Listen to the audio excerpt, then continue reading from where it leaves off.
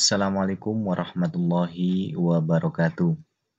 Semangat pagi anak-anak, semoga kita semua dalam keadaan sehat.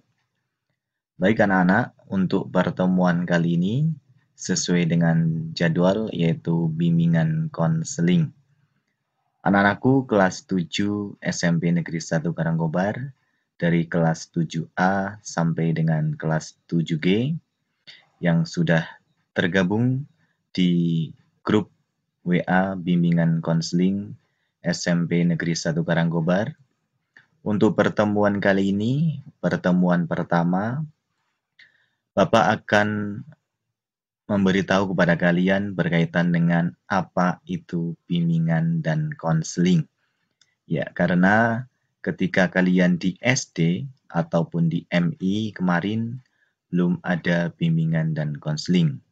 Ya, sehingga untuk pertemuan yang pertama ini perlu Bapak kasih tahu kepada kalian apa itu bimbingan dan konseling.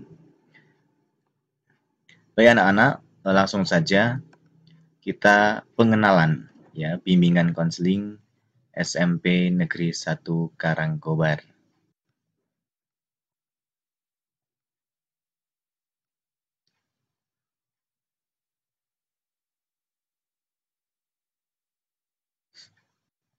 Ya, anak-anakku,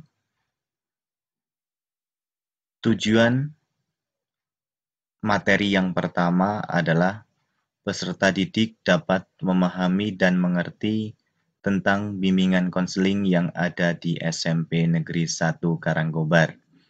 Sehingga harapannya setelah pertemuan yang pertama ini kalian dapat mengerti dan memahami apa itu bimbingan konseling.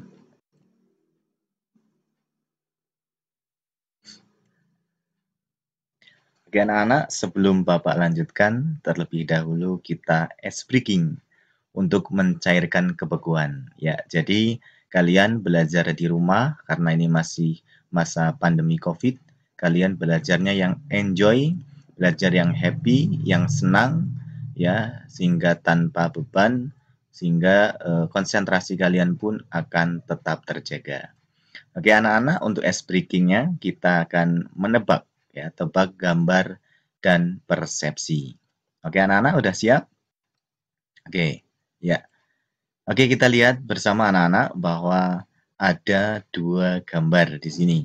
Ya, mungkin kalian sudah pernah melihat di sini ada dua gambar. Nah, apa yang Anda temukan pada gambar tersebut?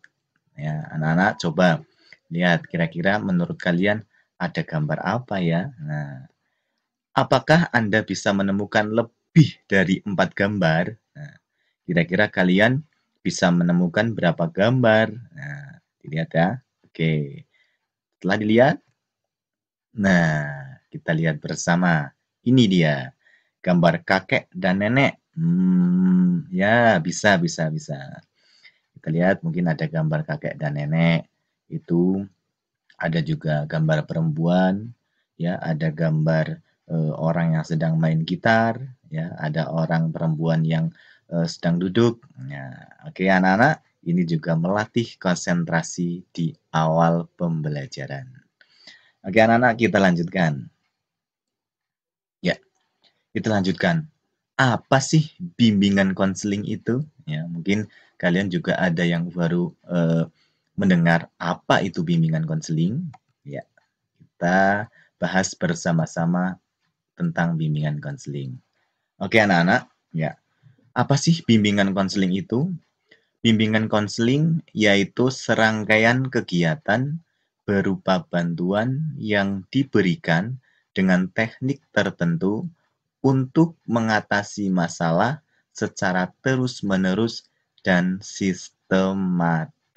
Ya, anak-anak sekalian dari kelas 7A sampai dengan kelas 7G, bimbingan konseling ini adalah kegiatan, ya, serangkaian kegiatan berupa bantuan, ya, yang diberikan kepada kalian, diberikan kepada peserta didik dengan teknik tertentu untuk mengatasi masalah. Ya, yang digarisbawahi di sini untuk mengatasi masalah secara terus-menerus dan sistematis. Ya, jadi contohnya seperti ini anak-anak. Mungkin kalian pernah mendengar psikologi, ya, psikolog, ya. Ketika ada masalah psikolog gitu ya. Nah, di sekolah ini ada bimbingan konseling. Inilah psikologi pendidikan di sekolah, ya. Itulah bimbingan konseling. Sebagai contoh, ketika kalian sedang ada masalah belajar, ya, sedang ada masalah belajar, kurang konsentrasi belajar ataupun prestasinya menurun. Nah, ini ada masalah tersebut dapat diatasi dengan kalian berkonsultasi kepada kami, pada BK, ya, kami akan memberikan bantuan kepada kalian dengan teknik tertentu, ya, dengan teknik tertentu yang kami berikan kepada kalian secara terus-menerus sehingga masalah-masalah yang kalian alami dapat teratasi. Ya, bahasanya kalian adalah kalian bisa curhat kepada kami berkaitan dengan apa yang sedang kalian alami. Seperti itu. Oke, kita lanjutkan.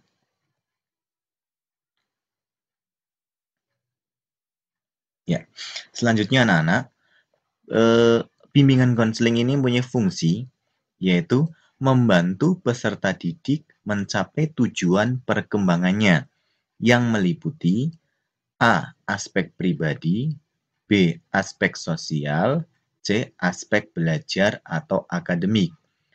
Jadi begini anak-anak, fungsi bimbingan konseling adalah untuk peserta didik dapat mencapai tujuan perkembangannya. Aspek pribadi sebagai contoh adalah pribadi kalian akan menjadi lebih baik, ya, yang mungkin awalnya kalian nakal, yang awalnya kalian mungkin tidak pernah peduli dengan diri kalian, ya, dengan kalian dekat dengan bimbingan dan konseling, ya, kalian dapat mengetahui bimbingan konseling, maka pribadi kalian akan lebih baik lagi. Itu untuk aspek yang pribadi. Kemudian yang kedua ada aspek sosial. Jadi dalam kalian hidup tidak hanya sendirian, kalian juga berinteraksi dengan orang lain, berinteraksi dengan orang tua, berinteraksi dengan keluarga, dengan teman. Nah, maka aspek sosial ini, maka ketika kalian perkembangan aspek sosial ini lebih baik, maka hubungan kalian dengan orang tua, hubungan kalian dengan teman, ini akan lebih baik lagi. Ya, masalah-masalah dengan teman, masalah-masalah dengan orang lain, ini dapat terhindari. Kemudian yang ketiga, aspek belajar. Ini yang sering sekali terjadi anak-anak. Ini adalah tujuannya adalah dalam perkembangan kalian, aspek belajar ini dapat berkembang lebih baik lagi. Ketika kalian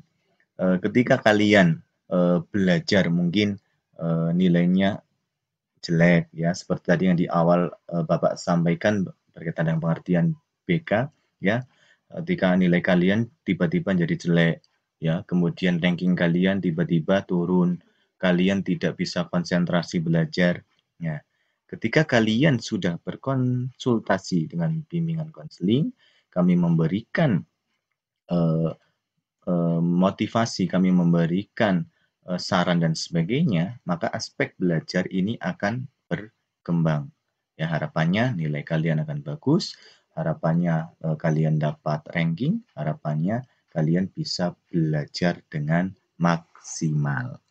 Oke, kita lanjutkan anak-anak yang selanjutnya, yaitu berkaitan dengan prinsip BK. Ya, jadi begini anak-anak, pada prinsipnya BK itu berurusan dengan, ya, satu, hal yang menyangkut kondisi mental atau fisik individu terhadap penyesuaian dirinya. Yang kedua, komunikasi sosial antar individu. Jadi seperti ini anak-anak, ya.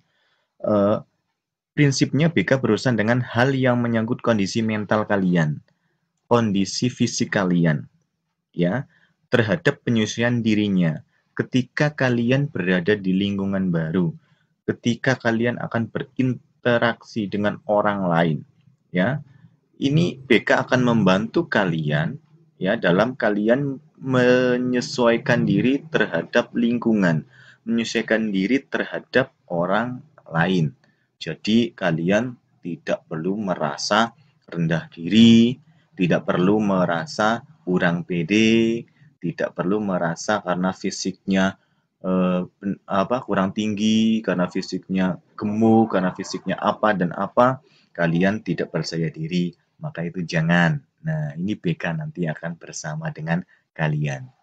Yang selanjutnya adalah komunikasi sosial antar individu. Jadi ketika kalian berkomunikasi dengan orang lain, ya karena kalian tidak bisa hidup sendiri, harus ada orang lain. Di sekolah pun seperti itu, ada orang lain. Nah, komunikasi sosial antar individu ini ketika tidak pas, maka akan menjadi kecekcokan, akan menjadi kesalahpahaman. Nah, bagaimana komunikasi sosial yang baik, bagaimana komunikasi dengan teman, persahabatan terjalin baik, pertemanan terjalin baik, persaudaraan terjalin baik. Nah, dengan bimbingan konseling, kalian bisa berteman dengan baik dengan siapapun. Oke, anak-anak, kita lanjutkan.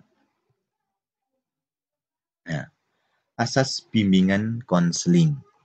Yang pertama yaitu asas kerahasiaan, yang kedua asas sukarela, yang ketiga asas keterbukaan. Maksudnya seperti ini anak-anak. Seperti yang digambar, ini ada satu orang guru bimbingan konseling atau konseli, ya, dan ada di situ anak-anak atau peserta didik yang sedang menyampaikan pendapat mereka. Jadi seperti ini. Asas kerahasiaan. Jadi ketika kalian mempunyai masalah, ya, entah itu masalah pribadi, masalah sosial maupun masalah karir ataupun kalian punya masalah tentang belajar, kalian cerita kepada kami pada BK, ya, maka asas kerahasiaan ini akan dijunjung tinggi. Maka kami tidak akan menceritakan dengan siapapun apa saja yang kalian ceritakan kepada kami. Itu asas kerahasiaan. Jadi tidak akan diceritakan ke orang lain. Yang kedua adalah asas sukarela. Jadi ketika kalian menceritakan kepada kami, kalian memberitahu kepada kami, itu asas sukarela kalian, tidak ada paksaan.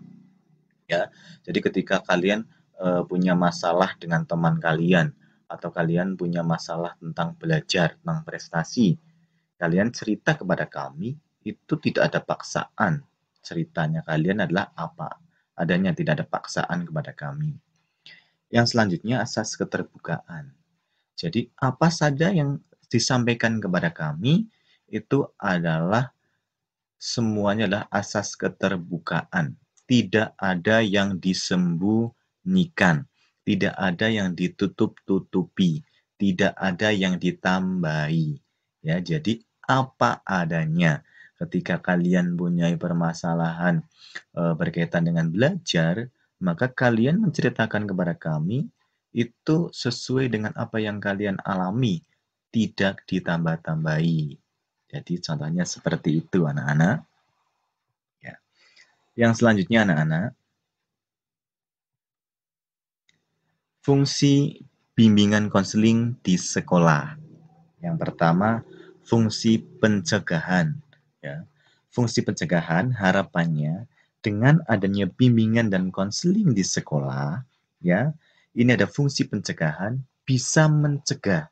Contohnya, mencegah kalian yang mau nakal menjadi tidak nakal, yang mau usil menjadi tidak usil, yang prestasinya mau menurun menjadi tidak menurun, yang nilainya mau jelek menjadi tidak jelek, yang belajarnya malas menjadi semangat. Nah, inilah pencegahan, mencegah ya dari hal yang jelek ya agar tetap pada hal yang baik. Yang kedua adalah fungsi pengentasan. ya. Jadi fungsi pengentasan ini adalah ketika peserta didik mempunyai permasalahan baik di masalah belajar maupun di masalah sosial ataupun di masalah karir, maka dengan bimbingan dan konseling, permasalahan-permasalahan yang dialami oleh peserta didik ini bisa diatasi. Ya, jadi pengentasan adalah untuk mengentaskan. Ya, jadi permasalahan yang kalian alami ini bisa teratasi. Yang selanjutnya adalah fungsi pengembangan peserta didik secara terarah, mantap, dan berkelanjutan. Ya, jadi fungsinya yaitu bimbingan konseling, kalian sebagai peserta didik ini pengembangan, ya, pengembangan pribadi kalian, pengembangan sosial kalian, pengembangan belajar kalian ini dapat terarah, mantap, dan berkelanjutan ke hal yang lebih baik lagi. Jadi seperti itu anak-anak. Ya, tadi udah disampaikan berkaitan dengan bimbingan dan konseling itu apa, kemudian fungsinya itu apa, ya, kemudian asas-asasnya seperti apa. Nah, sekarang kita kenalan ya. Yuk kita kenalan dengan guru BK di SMP Negeri 1 Karangkobar. Ya, karena katanya kalau tak kenal maka tak sayang. Ya, eh, karena ini masih masa pandemi COVID-19, jadi kegiatan MPLS kemarin yang harusnya kalian bertatap muka langsung dengan Bapak Ibu guru belum bisa bertatap muka langsung. Jadi untuk pertemuan kali ini di pertemuan yang pertama bimbingan dan konseling juga belum bisa bertatap muka langsung. Kalian hanya bisa melihat dari video. Ya, kita kenalan yang pertama. Nah, kita kenalan guru BK di SMP Negeri 1 Karangkobar yang pertama. Ya, ini adalah Bapak. Ya, jadi nama Bapak adalah Sutrimo SPD. Ya, biasa dipanggil dengan Pak Trimo.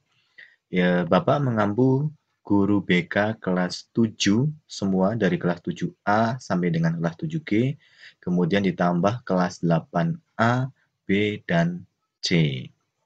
Ya.